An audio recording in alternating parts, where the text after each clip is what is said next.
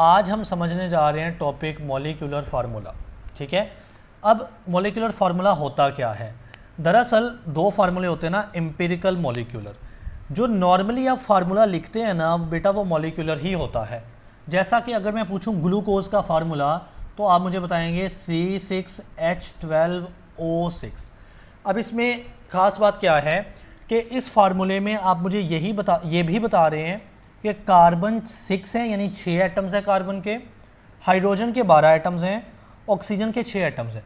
यानी आप एक कंपाउंड देखें ना, ग्लूकोज एक कंपाउंड है, तो आप इस कंपाउंड के जो एक्चुअल नंबर ऑफ एटम्स है ना, कि इसमें कितने एटम्स मौजूद हैं, कार्बन कितने, हाइड्रोजन कितने, ऑक्सीजन कितने, सो आप एक्चुअल नंबर ऑफ एटम्स भी मुझे बता रहे हैं। इस फार्मूले का नाम होता है मॉलिक्यूलर फार्मूला। सो देखें, मॉलिक्यूलर फार्मूला क्या बताता है, ये रिप्रेजेंट करता है, यानी हमें बताता है एक्चुअल नंबर ऑफ एटम्स, कि एक्चुअली में कितने एटम्स मौजूद हैं। ठीक हो गया। प्रेजेंट इन द मॉलिक्यूल, एक मॉलिक्यूल के अंदर कार्बन कितने, हाइड्रोजन कितने, ऑक्सीजन कितने, यानी उसमें एक्चुअल एटम्स कितने हैं। ओके, अब मिसाल के तौर पे यहाँ पे ना वाटर की बात करें तो उसका मॉलिक्यूलर फार्मूला H2O है, यानी ऊपर नाम लिखा है और नीचे फार्मूला। हाइड्रोजन पर ऑक्साइड, इसका फार्मूला बचे H2O2 होता है। ठीक हो गया। इथाइलिन की बात करें तो C2H4 है, और सल्फ़र की बात करें तो S8 है। अब यहाँ पे सुनने वाली बात है, अगर मैं आपसे पूछूं कि ये जो सल्फ़र है इसका एम्पिरिकल फार्मूला बताओ, तो आप सिंपल S लिखेंगे सल्फ़र, क्योंकि उसमें आपने सिर्फ सिंपल रेशो बतानी होती है। लेकिन मॉलिक्यूलर फार्मूले में आपने एक्चुअल नंबर ऑफ एटम्स मुझे बताना है। ठीक है, तो सल्फ़र के 8 एटम यूज़ होते हैं, ये उसका मॉलिक्यूलर फार्मूला ही हमें बता सकता है। जी नेक्स्ट देखें, कहता है molecular formula of a compound can be calculated. अभी हमें तरीका बताया गया है कि आपने मॉलिक्यूलर फार्मूला कैसे कैलकुलेट करना है। तो आपने मल्टीप्लाई करना है, बाय मल्टीप्लाइंग आपने मल्टीप्लाई करवाना है अ होल नंबर, किसी एक होल नंबर को जिसमें पॉइंट ना हो। ठीक है, किसके साथ, एम्पिरिकल फार्मूले के साथ। तो ये तरीका सुन लें, आपने मल्टीप्लाई करवाना होता है एक होल नंबर को पकड़ के एम्पिरिकल फार्मूले के साथ। जैसा कि देखें, ये n से मुराद है वो whole number, it may be 1, it may be 2, 3, 4, ये होल नंबर चलता जाएगा। ठीक है, और अच्छा 0 भी हो सकता है। ओके, जो एम्पिरिकल फार्मूला है उसके साथ आप मल्टीप्लाई करवा रहे हैं किसको, इस नंबर को, और ये नंबर है एक होल नंबर। ठीक है, तो आपके पास क्या निकलेगा, मॉलिक्यूलर फार्मूला निकलेगा। मैं एक एग्जांपल से समझाता हूँ। जी बच्चे, तो मैंने पिछला जो टॉपिक पढ़ाया एम्पिरिकल फार्मूला का, उसमें एक बात हुई थी कि जो बेंजीन है ना, उसका एम्पिरिकल फार्मूला होता है CH। ठीक है, अब इससे आपने मॉलिक्यूलर फार्मूला कैसे बनाना है, देखें ये लिख लेते हैं कि ये है एम्पिरिकल E फार्मूला F, तो ये EF है। तो आपने क्या करना होता है, एम्पिरिकल फार्मूला यानी EF को मल्टीप्लाई करना है एक n नंबर के साथ, तो आपके पास क्या आएगा, मॉलिक्यूलर यानी M, फार्मूला यानी F। तो अब बेंजीन की केस में वो जो n नंबर होता है ना बच्चे, वो 6 होता है। ठीक है, तो बेंजीन के केस में वो 6 नंबर है, और साथ में मल्टीप्लाई करवा देना है उसका एम्पिरिकल फार्मूला, तो उसका एम्पिरिकल फार्मूला है CH। ठीक है, अब आप 6 अंदर मल्टीप्लाई करवाएं तो कार्बन आ जाएंगे 6, हाइड्रोजन से भी ये 6 मल्टीप्लाई होगा तो हाइड्रोजन भी 6 आ जाएगा। तो ये हो गया molecular M formula F, molecular formula C6H6 किसका, बेंजीन का। हाँ, मुझे एक बात जो है वो कन्फ्यूजन क्रिएट करेगी कि ये जो n है ये कैसे निकलता है, यानी यहाँ पे आपने जो n6 पुट किया है वो 6 कैसे है, आपको कैसे पता।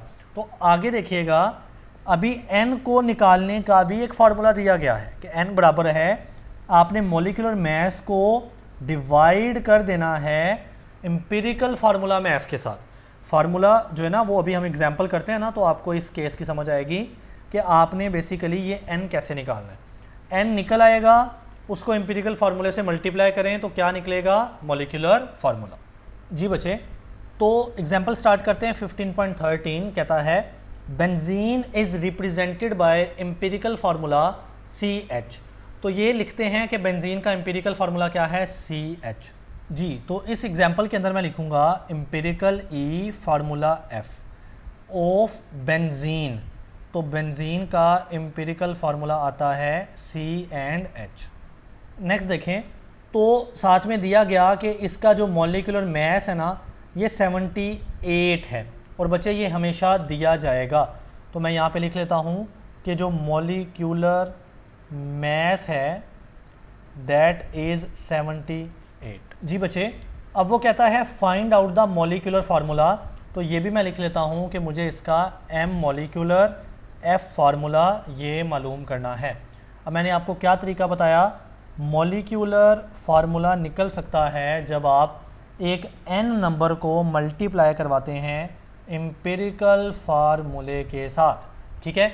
लेकिन उसके पहले एम्पिरिकल फार्मूला तो है ना, ये रहा CH, ये है एम्पिरिकल फार्मूला, लेकिन उसके लिए आपको n निकालना है ना सबसे पहले। सो n का फार्मूला यहाँ पे लिखते हैं जी। तो n का फार्मूला है molecular mass over empirical formula mass. यहाँ से मैंने कॉपी किया है। n का फार्मूला बेटा क्या है, molecular mass over empirical formula mass. So अब देखें, जो एम्पिरिकल फार्मूला मैस है ना वो एम्पिरिकल फार्मूले से ही निकलेगा। एम्पिरिकल फार्मूला है CH, तो इससे निकलेगा एम्पिरिकल फार्मूले का मैस। तो देखें, कार्बन का मैस होता है 12, हाइड्रोजन का होता है 1, इनको टोटल करें तो ये हो जाएगा 13। ओके, सो बेंजीन का जो एम्पिरिकल फार्मूले का मैस आया बेटा वो 13 आ गया ना। सो अब यहाँ पे n कैसे निकलेगा, मॉलिक्यूलर मैस ऊपर है तो यहाँ पे मॉलिक्यूलर मैस की वैल्यू है 78, ठीक। डिवाइड में है एम्पिरिकल फार्मूले का मैस, तो ये रहा एम्पिरिकल फार्मूला और उसका मैस है 13, तो ये हो गया 13।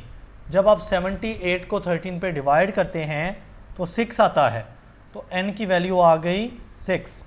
अब यहाँ पे n यहाँ पे मुझे चाहिए था तो n की जगह 6 पुट कर दिया। साथ में है एम्पिरिकल फार्मूला, और बचे एम्पिरिकल फार्मूला ये रहा CH, ठीक। तो अब यहाँ पे 6 को अंदर ज़रब दे दें, मल्टीप्लाई कर दें, तो ये 6 C के साथ मल्टीप्लाई होगा तो 6 हो जाएगा। हाइड्रोजन के बाहर भी 6 है तो H6 भी हो जाएगा। तो ये आ गया मॉलिक्यूलर फार्मूला किसका, बेंजीन का। जी बच्चे, तो अब स्टार्ट करते हैं 15.14 एग्जाम्पल। कहता है ग्लूकोज का जो एम्पिरिकल फार्मूला है ना वो CH2O है। तो मैं यहाँ पे लिख लेता हूँ कि मेरे पास एम्पिरिकल E फार्मूला F जो है वो कितना आया, CH2O, सही। नेक्स्ट कहता है उसका जो मॉलिक्यूलर मैस है ना वो 180 ग्राम पर मोल है। सो मॉलिक्यूलर मैस की वैल्यू भी आ गई 180। तो यहाँ पे लिखते हैं मॉलिक्यूलर मैस कितना आया, 180 आ गया। तो अभी वो कहता है कि what will be the molecular formula, यानी हमें इसका भी मॉलिक्यूलर फार्मूला निकालना है। सो मैं लिख लेता हूँ M for molecular, F for formula, ये मुझे मालूम करना है। तो तरीका मैंने क्या बताया, मॉलिक्यूलर फार्मूला कैसे निकालना है, एक n नंबर को मल्टीप्लाई करना है एम्पिरिकल फार्मूले के साथ। तो क्या आपके पास n नंबर है, आंसर इज़ नो। तो n को पहले निकालें, ठीक है, साइड पे। तो n का फार्मूला क्या होता है, आप मॉलिक्यूलर मैस को डिवाइड करेंगे। सो ये है ऊपर मॉलिक्यूलर मैस, इसको डिवाइड करेंगे एम्पिरिकल फार्मूला मैस के साथ, ठीक। तो अब एम्पिरिकल फार्मूला मैस कैसे निकलेगा, जो एम्पिरिकल फार्मूला है ना इसी का मैस निकालेंगे तो उसका नाम होगा एम्पिरिकल फार्मूला मैस। तो ये कैसे निकलेगा, सबसे पहले कार्बन है, तो बच्चे आपको पता है ना कार्बन का मैस 12 होता है। फिर हाइड्रोजन 2 हैं, हाइड्रोजन का मैस होता है 1, 2 हैं तो मैंने इसको 2 से मल्टीप्लाई भी करना है। फिर ऑक्सीजन है, ऑक्सीजन का मैस आपको पता है 16 होता है। सो नाउ 12 लिख दिया, 2 × 1 कितना होगा, 2 ही हो जाएगा, एंड देन 16 है। अब नेक्स्ट देखें तो 12 और 2 हो जाएगा 14 प्लस 16, 14 प्लस 16 कितना होता है 30। तो एम्पिरिकल फार्मूले का जो मैस आ गया बेटा वो 30 आ गया। सो मैं ये नीचे है एम्पिरिकल फार्मूले का मैस और इसकी वैल्यू है 30। ऊपर है मॉलिक्यूलर मैस, तो मॉलिक्यूलर मैस यहाँ पे आपको सवाल में दिया गया होगा, दैट इज़ 180। ठीक, अब आपने 30 को 180 से क्रॉस करना है तो ये 6 आएगा। अब ये n जो मैंने निकाला है नंबर, इसकी वैल्यू आ गई 6। ओके, अब मॉलिक्यूलर फार्मूला कैसे निकलेगा, n की जगह 6 पुट करें, साथ में एम्पिरिकल फार्मूला लिख दें। अब एम्पिरिकल फार्मूला है CH2O, सही। सुनाओ, मल्टीप्लाई करें, 6 को कार्बन से मल्टीप्लाई करना है तो कार्बन के साथ 6 लिखा जाएगा। फिर इसी 6 को हाइड्रोजन, पहले 2 है तो हाइड्रोजन के, ये जो 6 है ये हाइड्रोजन के 2 से मल्टीप्लाई होगा तो 12 हो जाएगा, तो हाइड्रोजन के साथ लिखा जाएगा 12। फिर ये ऑक्सीजन 1 है, उसके साथ बाहर वाला 6 उसके साथ भी मल्टीप्लाई होगा तो ऑक्सीजन भी 6 आ जाएगा। तो बेटा ये आपके पास आ गया ग्लूकोज का मॉलिक्यूलर फार्मूला।